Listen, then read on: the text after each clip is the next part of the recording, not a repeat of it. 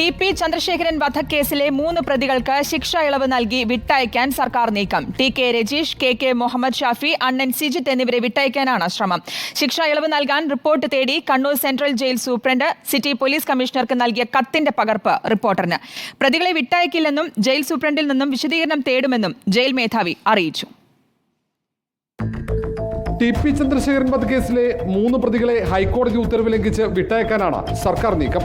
ജീവപര്യന്തം ശിക്ഷ അനുഭവിക്കുന്ന ടി.പി. കേസ് പ്രതികൾക്ക് 20 വർഷം കഴിയാതെ ഇളവ് നൽകരുതെന്നാണ് ഹൈക്കോടതി ഉത്തരവ്. പക്ഷേ കോടതി ഉത്തരവും ചട്ടങ്ങളും കാറ്റിൽ പറത്തി പ്രതികളെ മോചിപ്പിക്കാനാണ് തീരുമാനം. ശിക്ഷ ഇളവ് നൽകാനുള്ള ജയിൽ പുള്ളികളുടെ പട്ടികയിൽ ടി.കെ. രജീഷ്, കെ. മുഹമ്മദ് ഷാഫി, അണ്ണൻ സിജിത്ത് എന്നിവരെ ഉൾപ്പെടുത്തി. ഇവർക്ക് ശിക്ഷ ഇളവ് നൽകാൻ പോലീസ് റിപ്പോർട്ട് ആവശ്യപ്പെട്ട സിറ്റി പോലീസ് കമ്മീഷണർക്ക് ജയിൽ സൂപ്രണ്ട് കൈമാറിയ കത്താണ് റിപ്പോർട്ടറിന് ലഭിച്ചത്.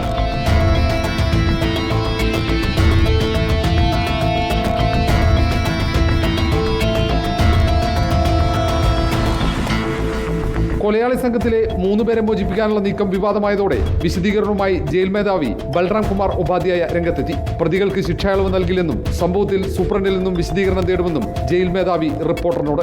2024 ഫെബ്രുവരി മാർച്ചിലാണ് ഹൈക്കോടതിയിൽ ഉത്തരവ് വന്നു. അതിനുശേഷം നമുക്ക് ഇവർക്ക് ഇടലില്ല. സൂപ്രണ്ടന്റ് ഏതെങ്കിലും പഴയ ലിസ്റ്റ് അങ്ങനെ കമ്മീഷണർക്ക് അയച്ചു. അത് അവർക്ക് ഭാഗം തീർത്ത ഉണ്ടാവില്ല. അതാണ് ഞാൻ അവർക്ക് എക്സ്പ്ലനേഷൻ ചോദിക്കുന്നത്. ഓക്കെ, അപ്പോൾ ഈ പേരുകൾ ഒഴിവാക്കും അല്ലേ? അതെ, പിന്നെ തീർച്ചയായും. നേരത്തെയും ടി.പി. കേസിലെ പ്രതികളെ വിട്ടയക്കാൻ സർക്കാർ ശ്രമിച്ചിട്ടുണ്ട്. ചട്ടങ്ങൾ ലംഘിച്ച് പ്രതികൾക്ക് പരോൾ നൽകിയതടക്കം വിവാദത്തിന് വഴിവെച്ചിരുന്നു. ജയിലിൽ മൊബൈൽ ഫോൺ ഉപയോഗിച്ചതും ഉദ്യോഗസ്ഥരെ കയ്യേറ്റം ചെയ്തതുൾപ്പെടെ പ്രതികൾക്കെതിരെ നിരവധി പരാതികൾ ഉയർന്നിരുന്നു. ഇതിനിടയിലാണ് ഇവരെ പുറത്തിറക്കാൻ സർക്കാർ രഹസ്യ നീക്കം നടത്തിയത്. Reporter R. Roshipal, in reporter, Thiruvananthapuram.